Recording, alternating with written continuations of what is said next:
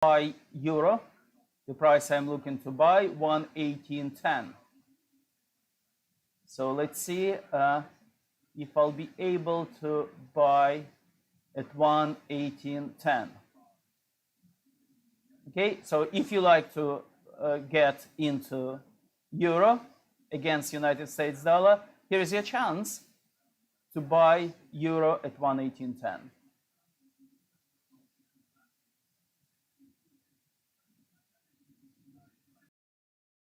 The vaccine rollout and some of the guidance around schools. People are going to have a lot of hard questions for him today. I also am very curious to see how he pushes forward to next week's release of his budget priorities, how much he's going to lay into the infrastructure plan that people are talking about in Washington right now. I just want to see if he keeps his cool as he faces some questions, Lisa. Finally, did you see Secretary Yellen in the last 24 hours? Just a little bit of a crack there from Secretary Yellen losing her patience with Washington. And I think most people who saw that exchange would forgive her for losing her patience, but there was just a little bit of a crack from the usually very calm, level-headed Secretary Yellen in the last day. How okay. far are New position opened on euro at 118.10, just right here. Okay. So let's follow this trade. Let's see what's going to happen. I want to point out, we're trading real money, so this is not demo account. So don't try to misunderstand that we are trying to teach. We're not teaching anybody. We just ask you if you want to make money with us, you can follow our trades, and that's it. We're traders, they trade us. We have a group of people who trade live. Our money, other people's money. So if you would like to join, you can follow our trades. If you want to get strategy, you can then get strategy from us. Nothing free in this world. So you need to pay for this strategy because it took years to develop this strategy. Like Ray Dalio said, he sells his strategy for £1 billion. And we're selling for a bit less money. So as you can see, it moved up. And anybody who already into this trade, well done if you manage to execute and fill this position. Let's see what's going to happen next. I'll speak to you later.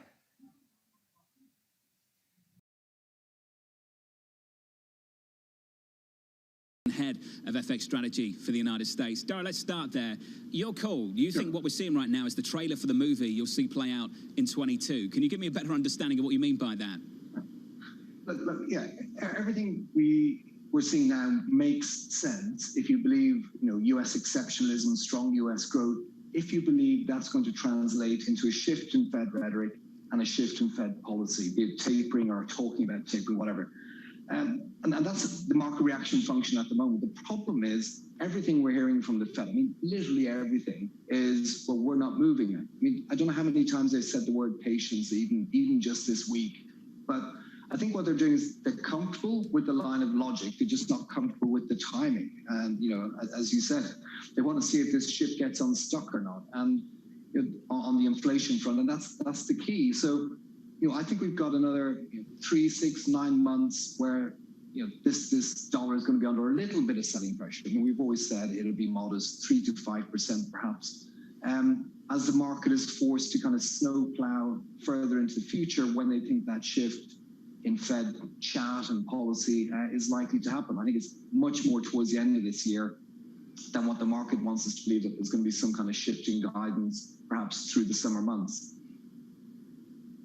I love that that's our discussion right now. Everybody just wants to know, including the Federal Reserve, whether the ship is going to become unstuck or not. Everyone is watching those cranes. Tarek, there's also a question. President Biden is going to be releasing his 2022 spending plans next week. A lot of people are looking toward where he will put those infrastructure dollars. Will anything in what he says next week affect your view of a weakening dollar for the rest of this year? Well, it has a bearing. It's one of the reasons we don't look for a marked decline in the US dollar. Is the fact, the US economy, which is surprising to the upside, has been supercharged by fiscal stimulus, the rescue plan, and now we're talking about layering potentially another $3 trillion on top of that over the coming years. It can't have been a coincidence. Jonathan talked about stop on profit, to 118.12. So you need to place stop on profit at 118.12 right here. Okay. In our case, we're managing to place, because broker gives us 2 pips in order for us to place stop on profit. We need to wait until broker will allow us to place stop on profit. All this information published in the strategy, so you can find out. I try to say this to new traders.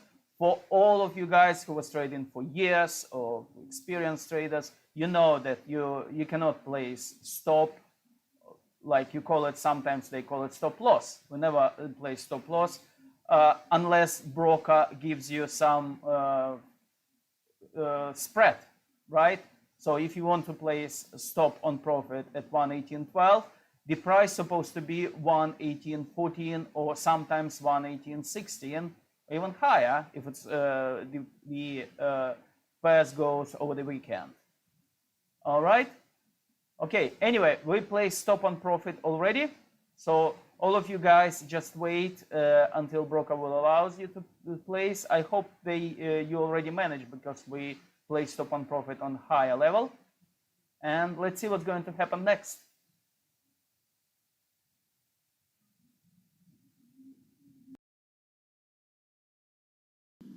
Well, this is the reason why perhaps the answer to your question of why hasn't the euro weakened more versus the dollar, really perhaps this is the answer as to why, which is people are looking forward to a time when the euro does see the light at the end of the tunnel with respect to the pandemic.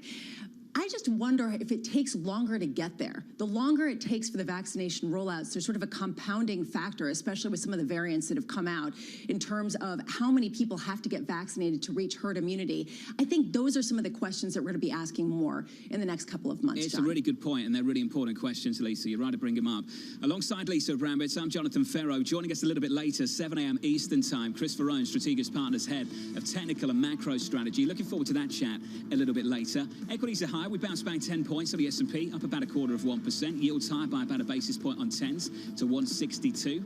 A little bit later today, some supply from the Treasury, and President Biden, his first proper news conference as the President of the United States. We'll talk to Kevin Cirilli a little bit later on the program about just that. This is Bloomberg.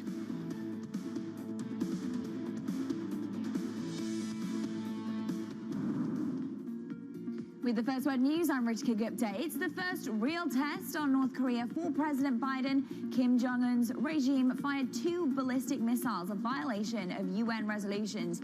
The South Korean military says the missiles landed in waters between Japan and the Korean peninsula. It was the first North Korean missile launches in roughly a year. An elite crew of salvagers will try to free that massive container ship that's blocking the Suez Canal. The states couldn't be higher at what is considered the world's most important waterway. About 180 ships are gridlocked along the canal, which connects the Red Sea to the Mediterranean. They're carrying roughly $10 billion of oil and consumer goods. The Securities and Exchange Commission reportedly has started an inquiry into the frenzy over SPACs, the special purpose acquisition companies. According to Reuters, the SEC has sent letters to Wall Street banks on their dealings with SPACs. Regulators want to know about deal fees, internal controls, and compliance. And AstraZeneca has reported a slightly lower effectiveness rate for its coronavirus vaccine. That's after the results of an American clinical trial were criticized as outdated. Astra says the vaccine was 76% effective in its U.S. trial. That's down 3 percentage points from the first report. The discrepancy could delay the shot's approval in the U.S. Global News 24 hours a day on air and on Bloomberg Quick Take. See what's happened with British pound.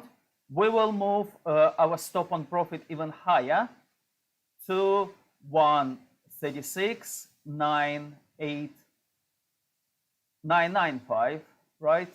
936.995.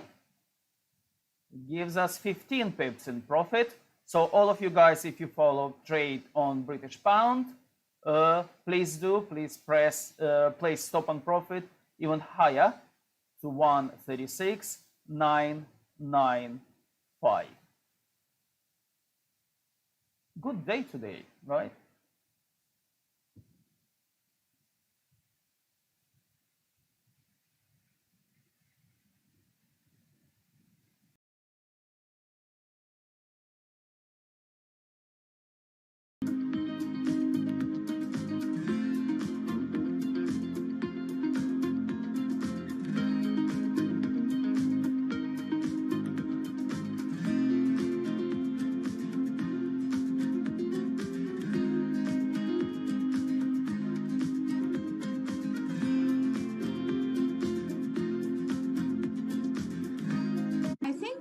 expect that face-to-face learning is the ideal, but I don't think that we are ever going quite back to that. What we're seeing is more of this integration of the technology into the day-to-day. We have seen that schools have had this kind of trial by fire in terms of trying to reopen successfully, and that many schools have had to use a system of using different ideas around what it would take to reopen and then pivoting when those ideas did not work well, meaning that some have had to go back and had to close. And that's been a global challenge. 90% of the world's trade travels by sea. At any given time, around 5,000 ships are on the ocean carrying containers. Without them, the global economy would collapse. Many of those containers pass through here, Singapore, the world's second largest port. The industry accounts for 7% of the country's GDP. But the industry is under pressure. The uneven recovery from the pandemic is creating a shortage of containers where they're needed most and driving bottlenecks at major ports. It sent freight prices soaring. Since the beginning of COVID-19, these are levels of shipments that we've never seen before. Chinese New Year marks a seasonal turn for freighters when rates are renegotiated for the next year. Companies must choose whether to swallow the financial hit or pass on the cost. It's a decision that could bring new headwinds on the global economic recovery. Our generation's biggest problem. Climate change is happening. And the world's most innovative solutions. Transport, industry, buildings, electricity, all of those things. Everything you need to know about our changing environment, the politics of global warming. We can and we will deal with climate change. In the fight against climate change, Bloomberg Green has you covered.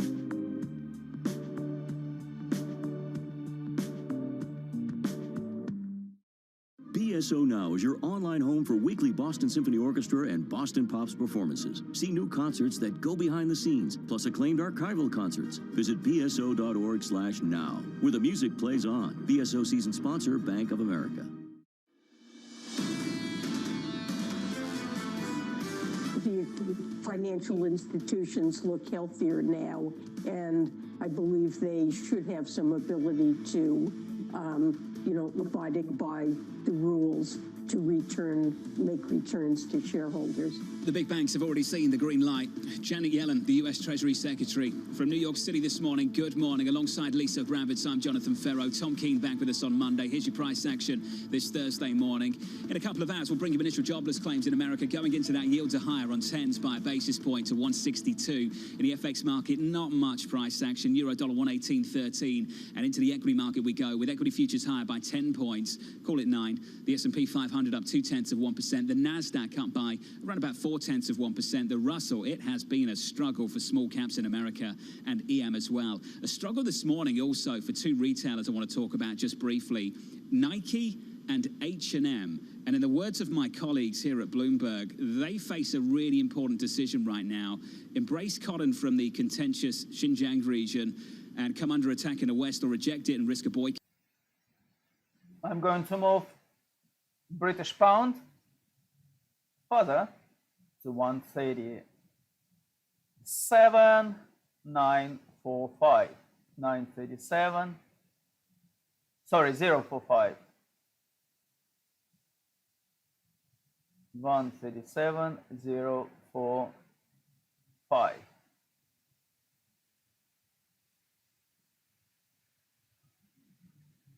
Okay.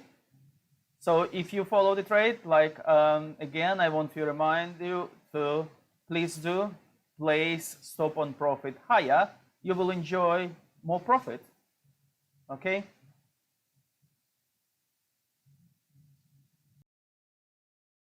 About boycotting certain brands that are choosing to boycott cotton from that region in China.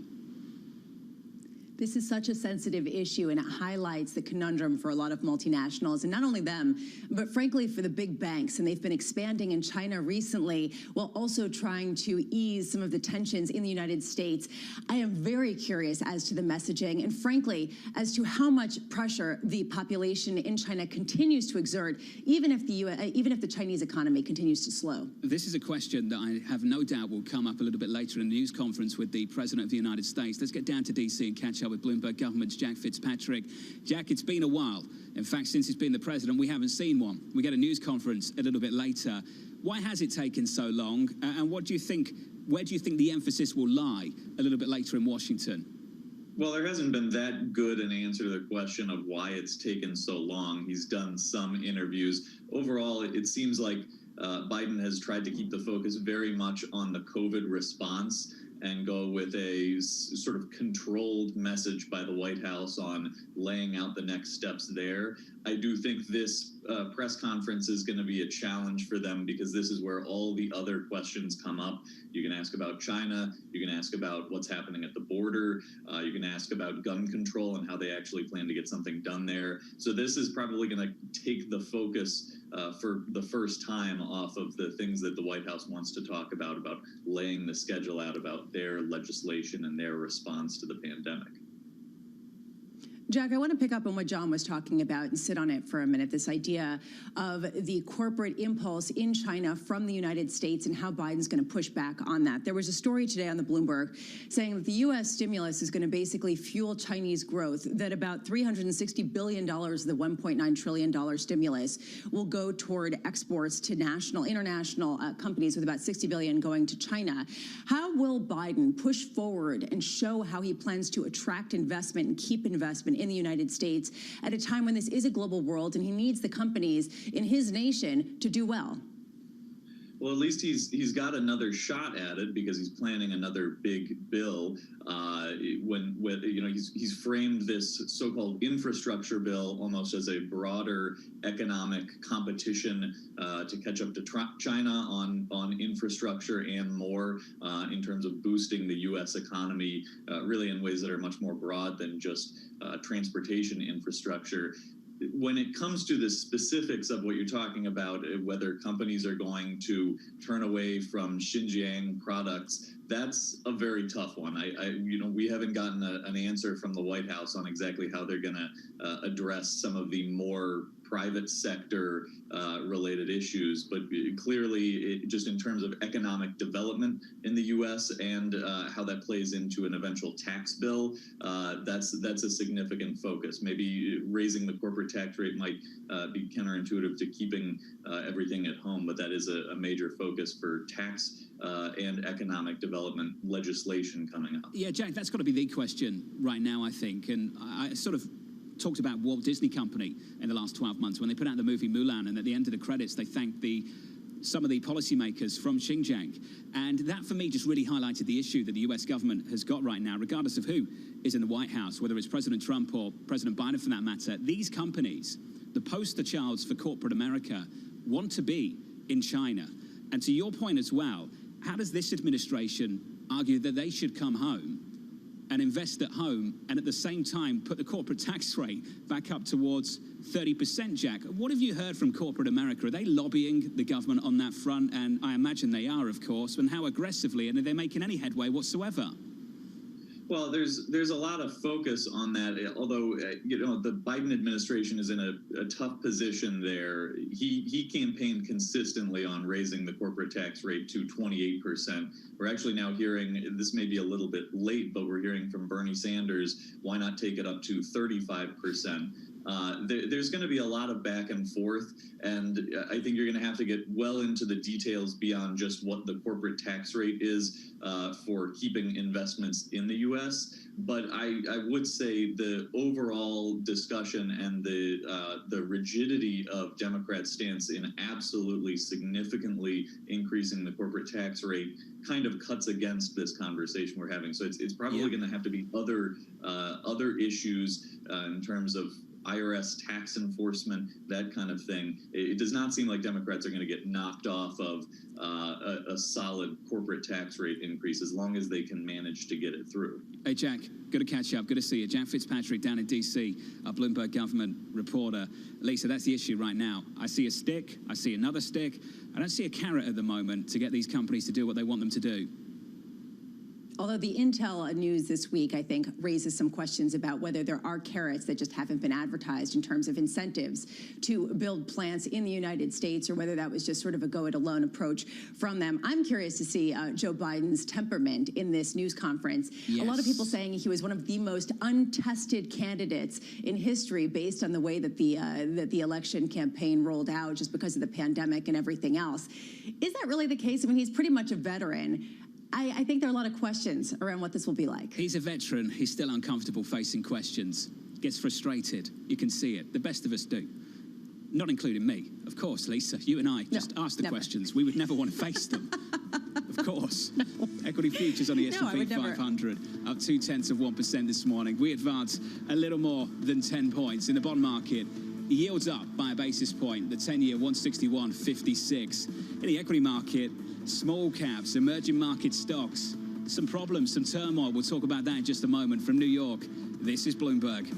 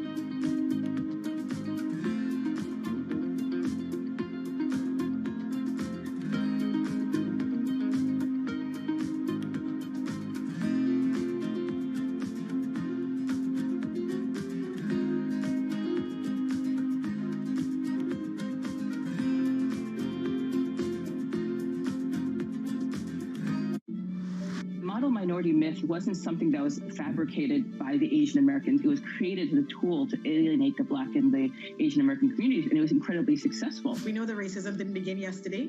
We know it's probably not going to end tomorrow, but it is our job to make sure that there's progress and we keep people safe, give people dignity. I spent a lot of time last year to just listen, to understand, to reflect and understand what I could do as a leader of this organization. For many years, we've been very shareholder focused, and now there really is much more of a community requirement. The economic downturn in the U.S., we're seeing unemployment and income losses affecting women more than men. 2/3 of the jobs lost in South Africa were women's jobs. So I think we're in a moment of crisis. Clearly, our societies are reproducing, not reducing inequality. We need better public policy, and we need companies to step up.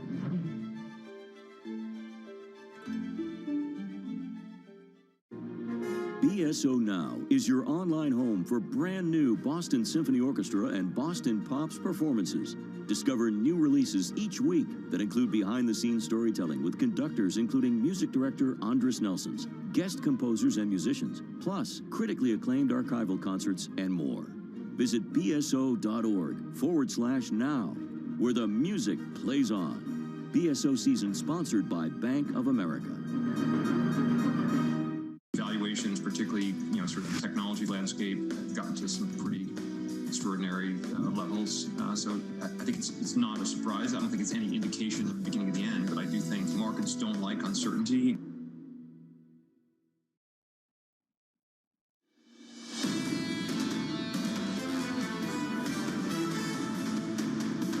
From New York City for our audience worldwide, this is Bloomberg Surveillance live on TV and radio. Alongside Lisa Bravitz, I'm Jonathan Ferro. Here's the price action, a bounce back, similar to the move we saw yesterday. Something about the morning where we snapped back in the equity market. Something about the afternoon where we really start to fade aggressively again. We can touch on that a little bit later. This morning, equity futures up by about 0.25% on the Nasdaq, up by 0.4. The Russell bouncing back by 1/3 of 1%. It's where the Russell, the small caps, that's where the pain has been over the last couple of weeks. Since the middle of March, down almost 10 percentage points now. That's cyclical trade. It's not just the Nasdaq. The cyclical trade starting to roll over just a little bit. And I can't point to the bond market as to why. That's not the whole story here, but let's talk about the bond market. 2s, 10s, 30s. Last week, 175. Then the bid came back in, just about holding on to 160 now, on a 10-year at 161.38. Yields have been creeping higher, as you know, over the last couple of months. We've talked about it all the time. But over the last week or so, a bit of stability. Seen that reflected in various parts of the curve when we get supply this week. Okay, guys, position closed on Euro at 118.12. We got 2 pips in profit. In our case, we have earned £200. In your case, it's all about how much profit brokers pays you per pip. Good trade. Yeah, well done. It took us about 25 minutes to complete this trade.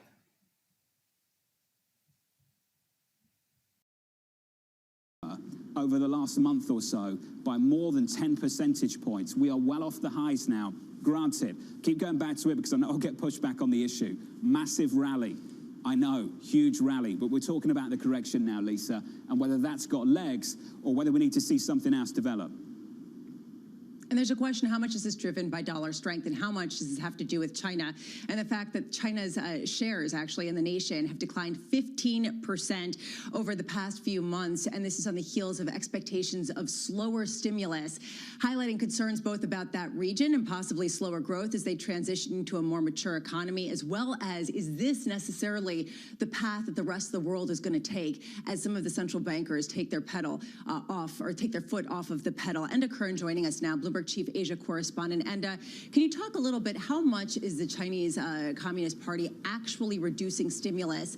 And talk about whether that really is what's behind this rout in Chinese shares. Well, good morning, Lisa. Look, there's no doubt that China is in a position to taper some of its support. We're seeing a pretty robust economic recovery.